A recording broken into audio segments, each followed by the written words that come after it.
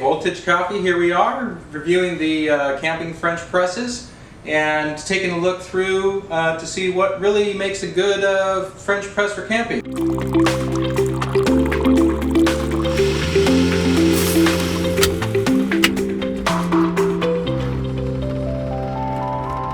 Yeah, so when it comes to a French press for camping specifically, what are we looking for? Well, for camping, we're looking for something that's durable, something that's going to hold up and get bashed around a little bit without breaking down. Because we're heating up the water over a fire most of the time, we're looking for something that's going to hang on to the heat real good so we don't have to try to reheat, which is somewhere between difficult and impossible. And something nice and compact that isn't going to snag on stuff is a nice plus. Sure. And maybe if it even can double for something that you would use maybe at home? Yeah, sure. I'd like to have something that could be used around the campground and around home. Sure. So while running these through, we basically tested them out for heat retention as well as how well they brewed, how well they poured, how they were to handle. Mm-hmm. Yeah, so we went through and did a pot of coffee in each one of these, measured the temperature a few times. I gotta say, most all of these came out pretty good. Really happy with our selection here. A lot of them wound up being pretty much the same. These are these guys here, the Gator, the Mueller, the Poliviar, and the Vio Home are all very, very similar. They all make a liter of coffee. They all hold it so to a drop of about 20 degrees in half an hour.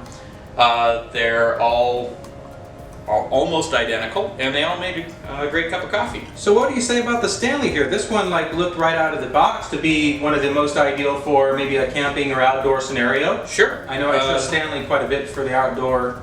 Yeah, Stanley makes a great product, and they did it again here too. This one makes 1.5 liters of coffee. That's enough for 4 people to have a really good mug. Okay. Yeah. It held the temperature really well, made a tasty cup. Only downside of this one is it is expensive. You pay a lot extra for that extra half liter. Yeah, so it's about double the price of some of these other ones, right? Yeah. Paying right around $50–$60. Yeah, and you'd be paying, like say you could get 2 of the Mueller for the price of 1 Stanley there. Yeah, and now we had another Stanley as well that we grabbed. Yeah, I like the Stanley Adventure there. It's got those bail handles, so it folds up for easy storage. Okay. It's got a sort of beefier mechanism for brewing. Instead of the filter on a stick, it's got the filter on its whole sort of sleeve sort of thing. Sure. which is nice because that's not going to get broken. The only downside on it, it's got just such a big surface that it didn't hold on to the heat quite as well. But all in all, it's pretty good. Yeah, and it's reasonably priced too. Yeah, and can you shut the lid on this one? Not as much as you'd like. Okay. You can kind of turn it around so it pours bad, but it still pours. Okay, right. I would say our only losers But here. it stops speeding bullets. Every time I need that, I will remember the Stanley. Right.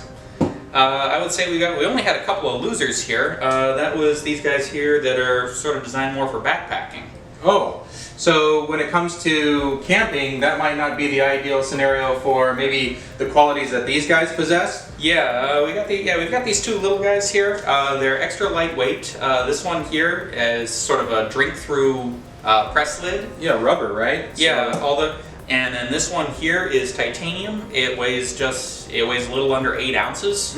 So it's marketed for backpackers. Problem is both of these lost heat really, really fast. Yeah. The titanium cools down just as fast as it heats up. Yeah. So it can't hold on to the heat. Plus, and neither one produce a really satisfactory cup of coffee either. Yeah, so it might just be something you would have to drink immediately as a personal thing, and that's kind of like, why would it have a design for maybe like a carrying backpack type style? Because they do come with the little carrying nets with them, but really I'm not sure what their function is other than like a specific niche thing that you really care about weight, I guess. Yeah, if it comes to backpacking, I'd rather have our Stanley thermos. Oh yeah, that was a winner. That we reviewed when we were looking at travel French presses.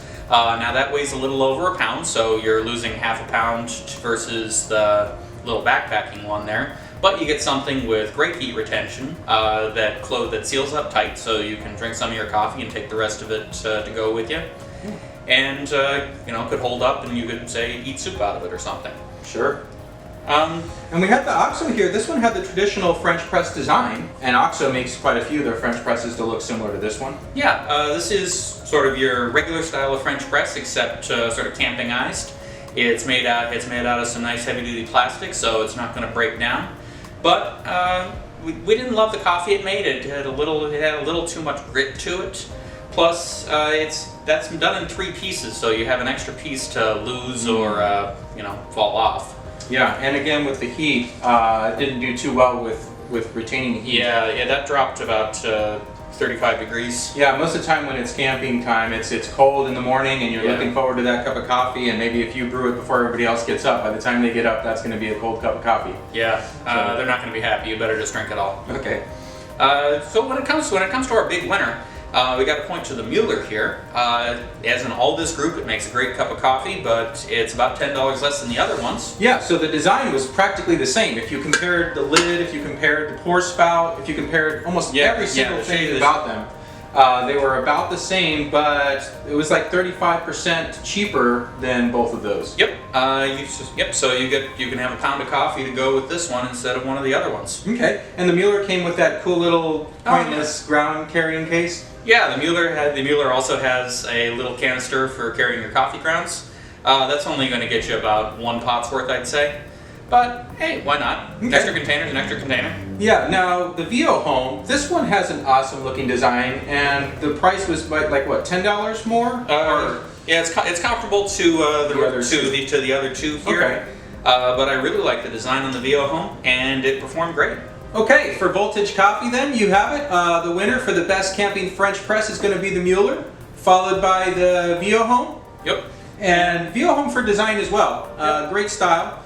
And then we have our... keep your eye on the Stanley Adventure. I wish it worked a little bit better, but I like the design, and it's good for camping. Yeah, and if price wasn't an object, obviously it's nice to be able to brew coffee for a group, and that did everything we expected it to do. But the price point, we just can't recommend it at, when comparing it to the price point of some of these others. Sure. So stay tuned in for more videos, like, subscribe, all that good stuff, and we'll see you next time.